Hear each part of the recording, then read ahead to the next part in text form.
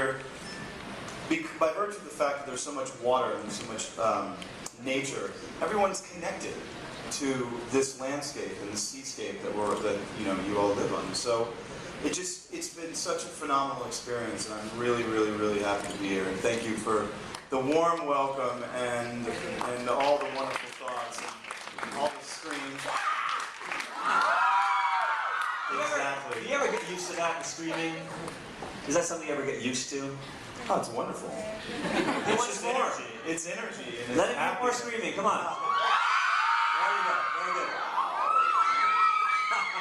That's amazing. Now let's talk about your foundation. I mean, people didn't know that you actually had a foundation and that you were a lover of nature. Yeah, absolutely. First and foremost, wait 1 second. I just realized. I don't know where Bernie and Alice are, but He's over there. yeah, Guy, I caught the last tail end of what you were saying. I mean, thank you so much. I am so honored to be here with you guys, and thankfully Alex put a gun to my head and made me come here. You too, Joyce. But thank you guys. It has been such a pleasure. I don't know if any of you or how many of you know this family, but it is truly one of the most incredible groups of people that you'll ever meet. And so I'm so looking forward to this partnership and what it means, and also what it's going to get back. And I don't think that this is typically done ever. I've never heard about a brand linking up with a foundation to literally promote good, and not only just promote it, but create it. Raise the monetary resources to actually put it in motion. So I think we're all going to see real concrete progress very soon. So thank you all for supporting that. And yes, the IS Foundation is literally, especially by virtue of the fact that Vampire Diaries is such a younger audience. And what I realized is that to use that exposure for the greater good, to actually educate the youth of the world, which, mind you, is the most underused, underappreciated, and undervalued group of people in the world, is our youth. And I think that we are doing ourselves a great disservice if we don't put the wheels of motion, put the wheels of education in motion, and actually empower people, empower our youth to be smarter consumers, to be aware of conservation and preservation, and we start doing all that, and I think we're going to see major change. I think events like these are very important because now they see a different aspect of you. Important? Yeah, they see a totally different part of your personality beyond what they usually see on television. Well, yeah, what because they I'm see in usually like magazines. ripping people's heads off. Right. You like this better, of course. This is pretty great, but I mean, ripping people's heads off and seducing women is also not the worst thing in the world. I'm not saying, I'm just saying. Apparently something you're pretty good at on TV. On TV, yeah. Right, so you're talking about a partnership, so that means you'll be here often, right? I would love that. Like take a vacation here. Yes, well, I thought I was taking a vacation here, and boy, I was wrong. No, blame Alex for that. No, listen, I plan on being here. What I learned today, being at the mall and listening to what you guys have had to say, I realized, and this is what has to change. What the Filipino people are doing, and what the Philippines is actually doing, big corporations are taking massive strides in protecting and conserving everything from resources that fall from the sky and resources that we create and extract. You guys are literally conserving them, and on a corporate level, which no one does that, and no one knows that you're doing that. And I think that's what we need to change, is that the Filipino people are actually leading this charge into this green future, and I think that people should know that, and I think that literally you guys should give yourselves a round of real applause and say, this is incredible, So, thank you. I'm going to give it to you. Well, thank you for recognizing the efforts. Now, a couple of our friends from the media, from the press, they'd like to ask a couple of questions. Is that okay? Are you up for that? There's press here? Yeah. Oh, hey guys. They're all around. They're also screaming. let's see. Who's going to ask the first question? We have a moderator somewhere. Yes. Over there. There you go. Can we have everyone Oh, who everyone. wants to ask us a question?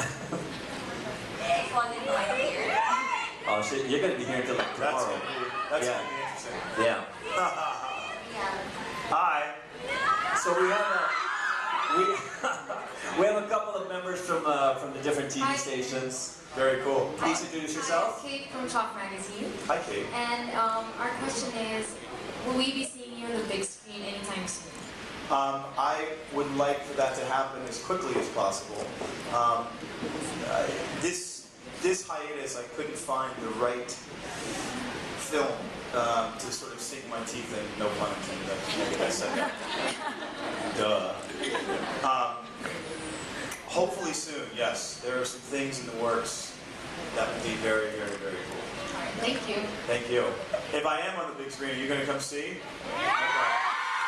Even if you hate it, still tell your friends. Come see the movie. You have another question? Yes. Hi, I'm Gabby from Philippine Star. Hi, Gabby. Hi. So you're noted for your green efforts. How does this translate to your wardrobe? And as an actor who always travels, how do you offset your carbon footprint? Wow. Yeah, That's a sorry. great question. The first part had to do with wardrobe, I think. What was it?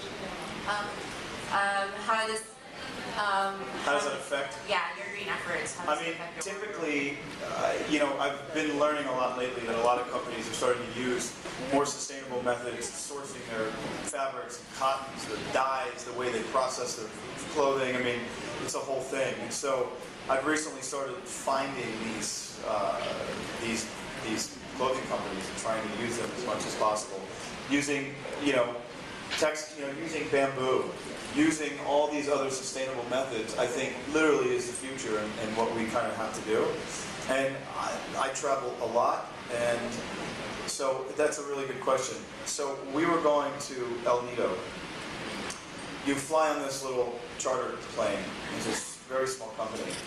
And they know they still have to put you on the plane. You still have to fly there. And this plane spits out all this exhaust, right? What this company has done, I forget the name of it, is ITI. These people are amazing. There's a little card inside of the plane, and it shows you, it says, listen, on this particular aircraft, you flying produces, this one flight produces X amount of thousands of kilograms of CO2. So when you land, what we're going to do is, we realize that it takes about 6 trees to offset your per passenger carbon footprint for that flight. So they plant 6 trees for every passenger that flies. How cool is that?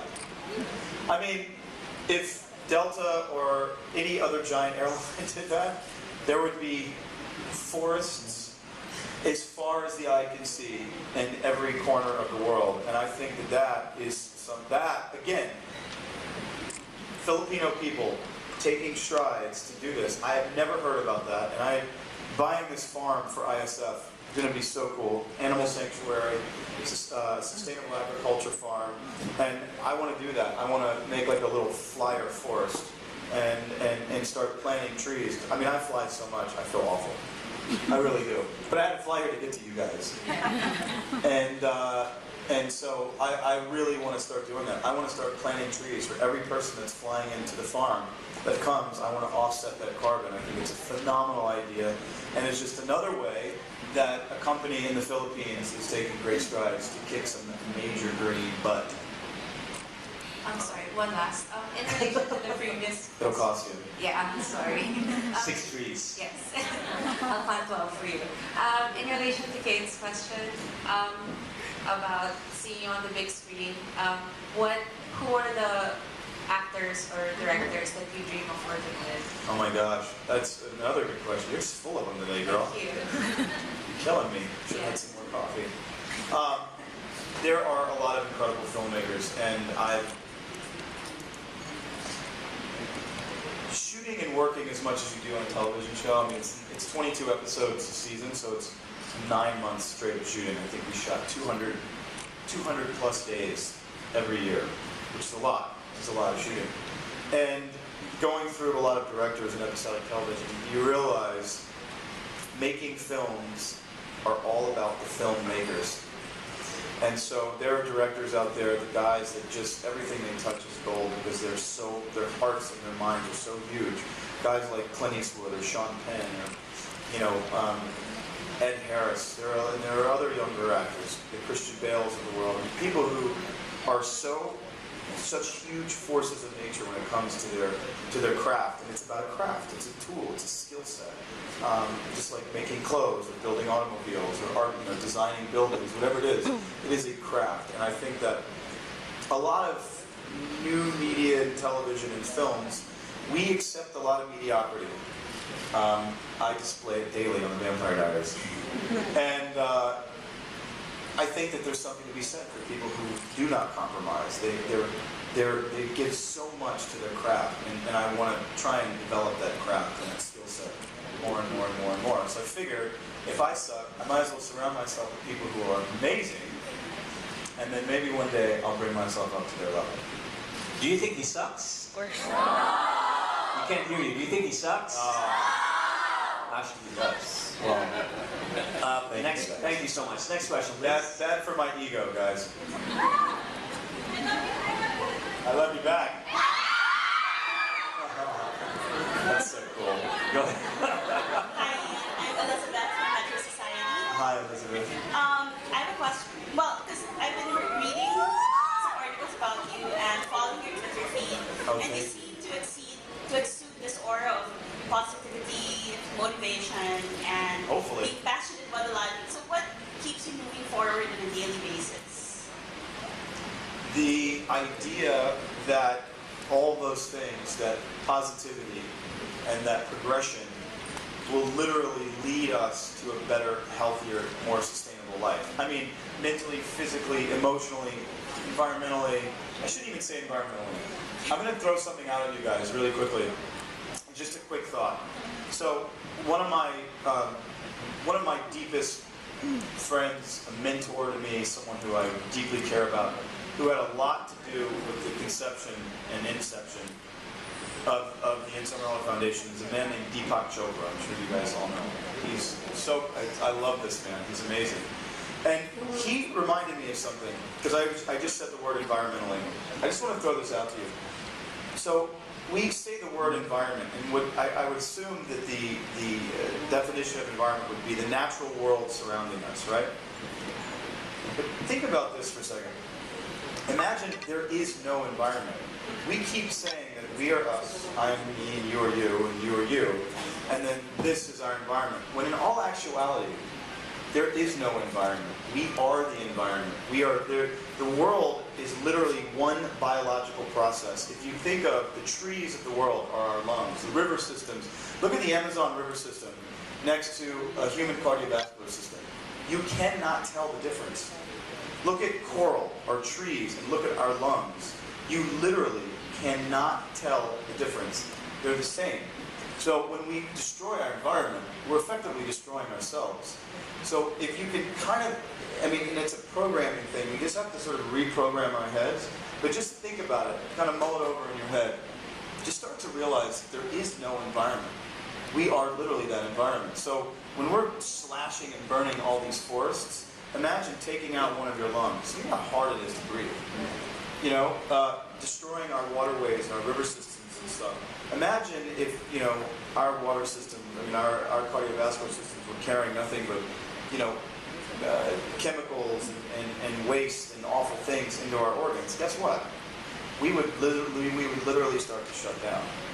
That's what we're doing to our world. I just want to throw that out there because I just had the thought and I said environmentally. I'll go back to your question. I'm sorry. No problem. Did I finish the question? Did I finish the answer you were looking for? Sort of. Or did I screw it up? Go ahead. Ask me again. Well, yeah, because it's really just that. It's like, based on your Twitter feed, you always seem to be like you seem to notice like the beautiful in the little things. Well, you have to. And I think that the people that do that to us on a daily basis, that inspire us to do that, doesn't it make you feel better? So I think if you can just be that, around all, for each other, to each other, with each other, on each other, and just slap each other in the face with positive thinking, I think then there we can probably win. You know what I mean? Thank you for your question. All right, we have another one. Hi, I'm Gillette from Metro Magazine. Hi. So you have the Trevor Project, you have the IS Project, which started in 2010. Where do you find the time to, start to put things together and network like that? I don't know where I find the time. Mr. Bernie and I were talking about this. Just like literally laying in bed with all this stuff. I keep a notepad and my iPad next to my bed and just scribble, scribble, scribble when I wake up. What the hell is all this stuff? The next morning. It's also team. It's about assembling a team. We are a team. And the amount of people, I think I was just reading a report, an ISF report this morning, and there's 101 people right now working for ISF. In total, I mean really working, coming up with ideas, structuring our initiatives, how they're going to work, how we're going to finance them, who's going to do them. I mean, it's a huge web of people. I mean, 100 people doesn't seem like a lot, but 100 people just literally devising and figuring out all these amazing things to do to the world is very cool. All right, Thank thank you. you. Thank you. Our next question is from? Hi, I'm Eric from Maven Magazine. Hey man. Hey, I wanted to know, can you share some personal rules you live by or happy and inspired by? Oh wow. The wrong person to ask, man. I am the most scatterbrained individual. Again, positive thinking, man. We all have those crazy, dark places that we find ourselves in. And I'm an actor, so I have to access that stuff sometimes when working. And it's kooky, it's dark and weird, and I love it for what it's worth, but I love to take it and turn it into positivity. You have to. I mean, and again, we were talking about this on the plane yesterday, Bernie. I was talking about quantum physicists. I'm not going to go into quantum theory with you guys, trust me, but because it's mind-boggling and it'll make us all feel goofy and dumb. It does it to me. But the idea that this thing is so powerful, it is as powerful as any satellite beaming and shooting the signals that we're watching our television and movies on every day. And if you create positive thinking in here, guess what it does? It goes and it projects out there. And you pick up on it, I pick up on it. So those days when it's raining and cold, well, it doesn't get cold here, but when it's raining and it's just dreary or you're in a funk, you have to find this place of positive thinking because it's the only thing that's going to bring you out of it. And also, too, by the way, when's the last time you had a blast hanging out with someone that just does this all day? It's not that fun. Someone who's positive and, thinking and up and moving around and coming up with ideas, and that's what we feed off of and that's what we love. So if there's any one rule that I would live by, or that I do, I'm never going to tell you what to do, it would probably be that. Good luck. Don't mess it up, man. Don't mess it up. Doing well. Don't listen to him. Hey, I'm PJ from the Manila Times. I'm just curious now that you've had this experience here in the Philippines. What are you going to tell your friends and family back home about Penshoppe and about the Philippines? I'm going to say, don't go there, man. Don't go there. It will kill you with kindness. Which they will. I'm telling you, I've been so surprised. Not that I had any preconceived notion. And I said this, whenever you go somewhere, you typically want to read up on it. And I've always heard about the Philippines from my father, who's obsessed with this country, because he came here many, many, many years ago. But I've been so blown away and humbled by your generosity, the beauty of this place, the sheer stunning beauty, and how progressive everything is, how progressive you guys are. It's incredible. So when I go home, I'm going to say, you have to go to this place. And you have to, you have to check out what these big companies are doing and what the people behind them are doing to better themselves and better the world that we live in. Because, as Mr. Bernie said, we all breathe the same air.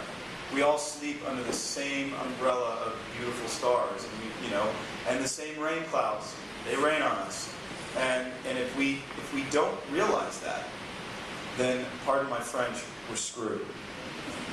Really, So I will. That's what I will be telling people. I'll be telling people you have to come check this place out and raise awareness for this place. Absolutely. Thanks. Thank you. Next question, please. Hi, you're so guapo. You know guapo Meet, means? of course. By the way, I'm Aubrey Carambel from Jimmy News. Hi, I'm Ian. Hi, Nice to meet you. well, by the way, I'm 4 months pregnant. Is it mine?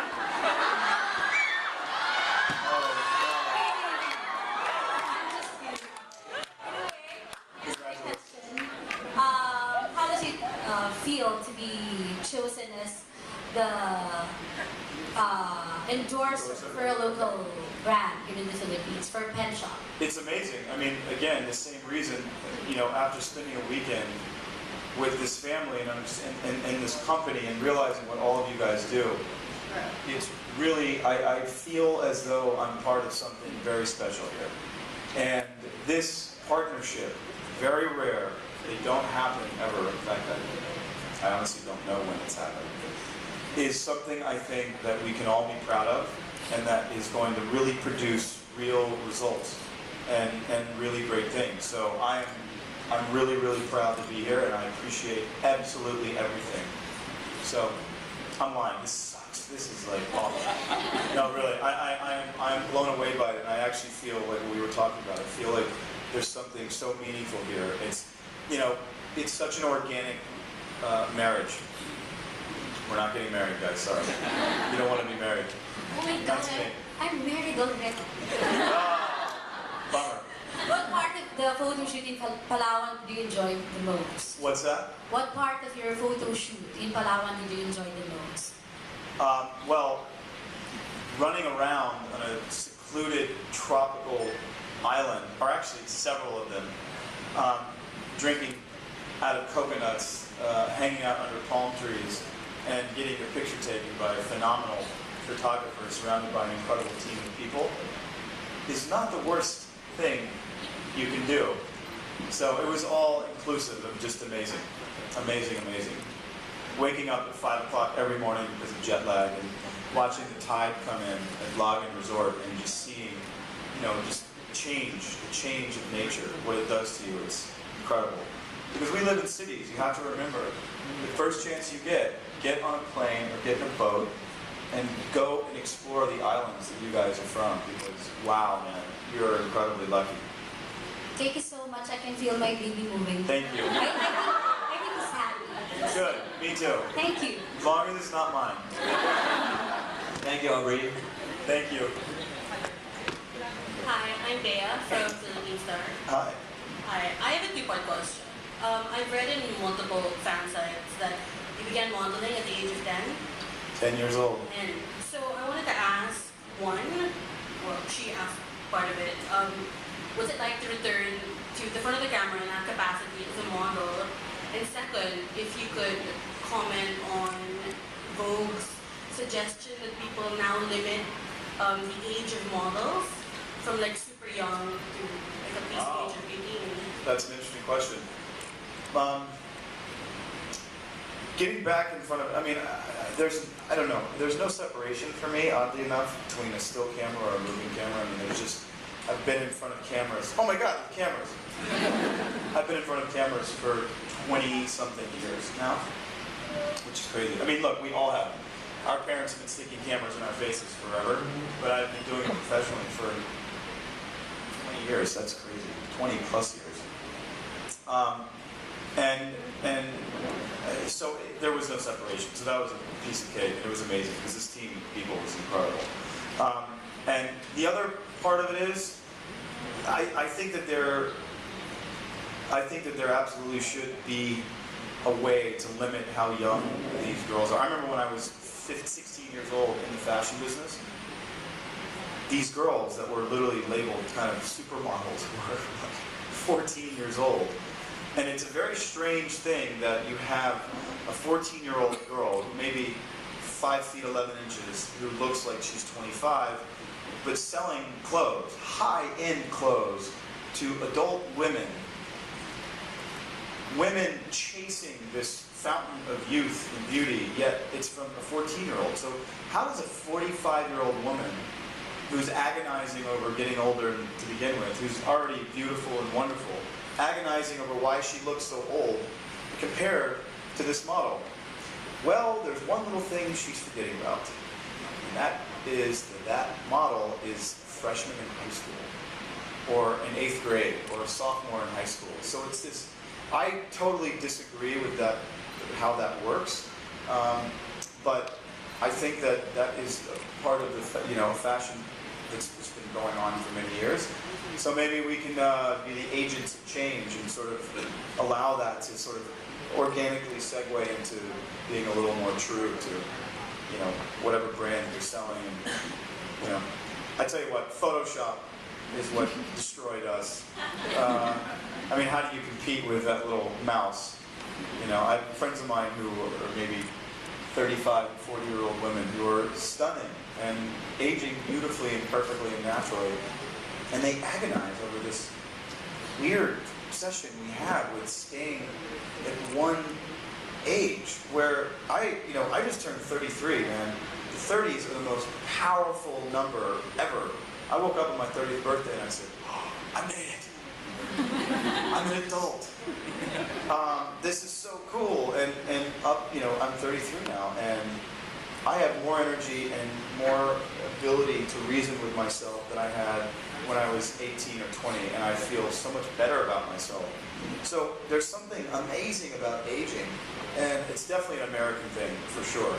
We just feel like we need to stay at this youthful age, and I think it does some things in society that I think we can work on. So. Thank you. Thank you. I have like another super specific question. Super specific? Super specific. Go for it, baby. Which is, what were the particular looks that you wore in the shoot for Penshoppe? What's that? What were the particular looks that you wore for the upcoming campaign? Well, I didn't wear any clothes. Was I supposed to wear clothes?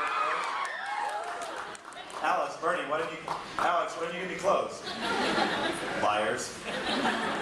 Sorry. No, that's the looks, well, they varied. I think we covered up until like fall 2045. So there were a lot of looks, a lot of bright colors, and a lot of fun, simple, soft fabrics that were really comfortable. I mean, it was about 95 degrees with 100% humidity, and there were certain outfits with even a light jacket where I thought I was going to fall over. And then once you started taking off clothing and stripping down into the lighter fabrics, it was pretty awesome. Thank you. Thank you. Our next question, please. Those new men's, the Penshoppe G-strings are awesome. I love those. Nice. It's really comfortable. Hi Ian, I'm CJ from Cosmo Magazine. Hi. And my question is, how would you describe your personal style, and how does Penshoppe fit into it? What I just said, actually, I mean, I'm the worst when it comes to fashion because I don't even shop by look anymore. I just shop by feel. I just close my eyes and feel because it's about comfort. I live in a world where, well, we all do. It's so funny. Men, we shop for comfort.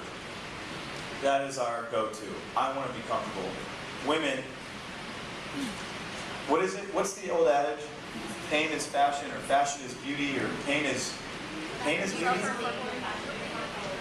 Fashion before comfort? Fashion before comfort. It's like, what are you talking about? So my style is literally, I mean, I'm the typical guy, jeans and t-shirt, but super comfortable and just be comfortable. And that's how I am right now, and I love it. So I think, thank you for making me comfortable, guys. Yeah, how does Penshoppe fit into